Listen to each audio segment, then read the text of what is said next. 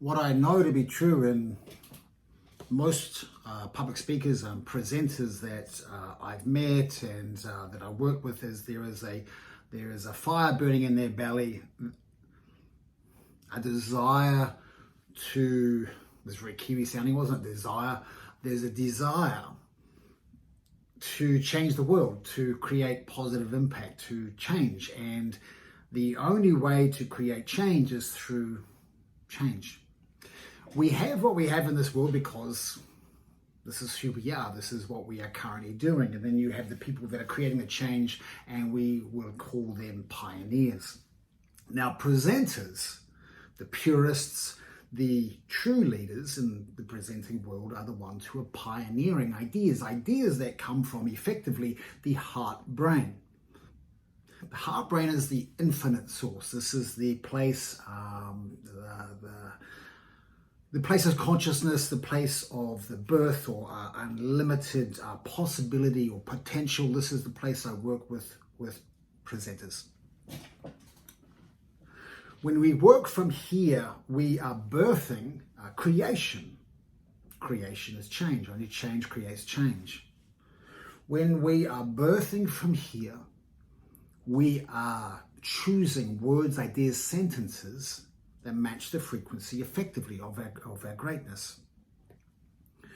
Everything that I do, all of my business, all of my teachings, my methodology, how I move forward creatively is all birthed from creation. It is all birthed from my heart brain. Yes, my mind, the finite source, remembers it, stores it, regurgitates it, but I'm regurgitating information that feels and sounds more potent because it has effectively always come from here first. Now, before people get their backs up of what's wrong with repeating information and regurgitating information, if it is effective, there's nothing wrong with it. But if the fire in your belly is to change, to create positive impact and to create change in this world, positive change, it has to come from in here.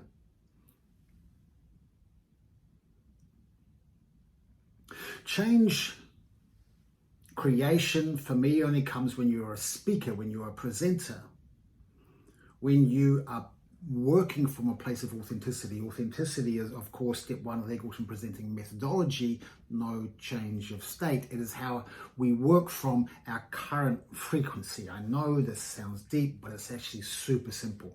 No change of state means you don't change who you are to present from. Who I am today will be different tomorrow, will be different the next day.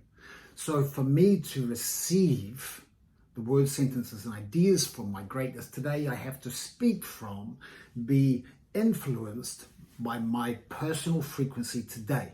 That is my greatness. If I try to force, and instead of being who I am, instead try to be someone, I'm trying to be someone else, there is two mismatched frequencies. That of who I am and that of who I am trying to be. How confusing is that for yourself to present from? Hence, this is why people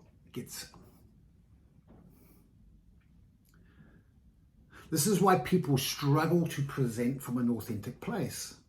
They have a lack of ideas and lack of a pioneering feeling or a spirit because they are trying to be someone else when they present, normally someone who is their fantasy.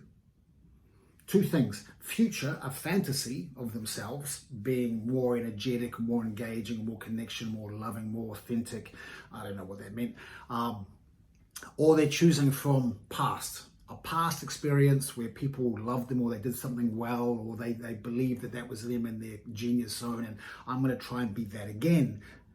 But right now is you now present in your current personal frequency. You now, authenticity. This is how I am today. Changing from second to second, minute to minute, moment to moment. My words are influenced by who I am today. The subject will sound different tomorrow. The second stage of the Eagleton presenting methodology is head to heart brain, from the finite source. Finite source, regurgitation. Wonderful instrument. The mind, the brain, finite source, stores everything so I can regurgitate it, repeat it. Now, where people fall into the trap here is when they are taking information, they're tapping into the Jesus of what feels like unlimited or overwhelming sources of social media and Google and YouTube and coaches shouting at all this ways of doing things. And we're taking that and then trying to make that our own. And that's not creation, that is regurgitation, that is repetition. Again, that won't create change. That'll create more of the same. I know this gets deep. Heart brain is creation. And then when we discover those words and sentences and ideas that come from here by giving it time, by exploring how we're feeling today and then allowing that to influence the words that we use, when we get the ideas from here, when we get given clues for me can be a word or a sentence or just a saying that pops out and I just go, oh, that felt different. That was poetic. That was potent. My job is then to give attention to that. Give attention to it. When I give it attention, I create something from it. If it's come from here, I trust it. If it comes from here, this is where people think they're going mad and they're like, I just know. You know when you just know. If it's come from here, trust it. It's that clue from the future self. Trust that. It is your way forward.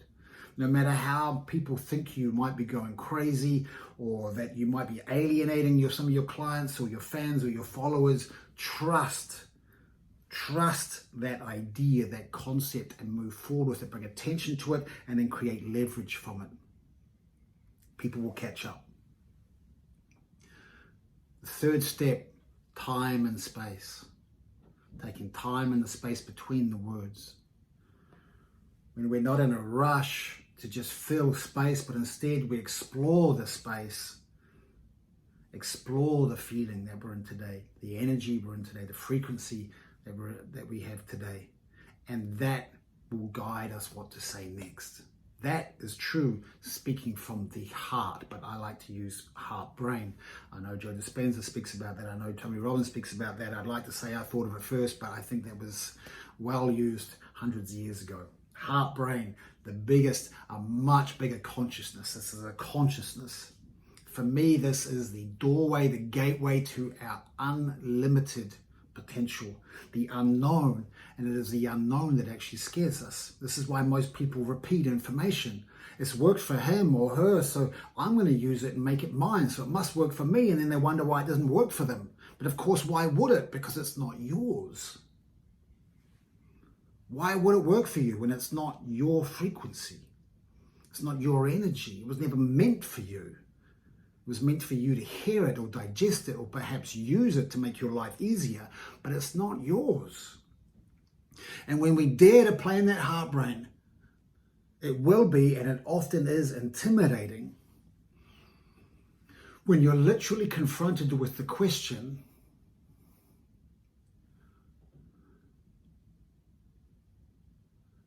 what happens if I step into my greatness? That's what scares us. What happens if I step into my greatness? And this is what I do. This is how I work with my clients.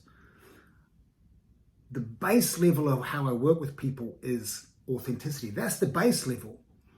Some speakers or speaker trainers focused on storytelling. Some became obsessed with the art of manipulation or body language or sales from stage or sales or voice.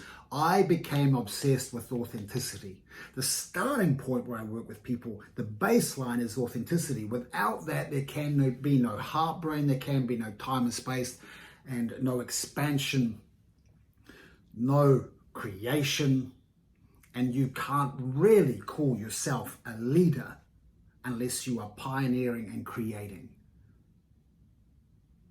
And this is why, too, in this world of saturated of information and social media, where people keep calling themselves experts and leaders, and you kind of go, yeah, but nah.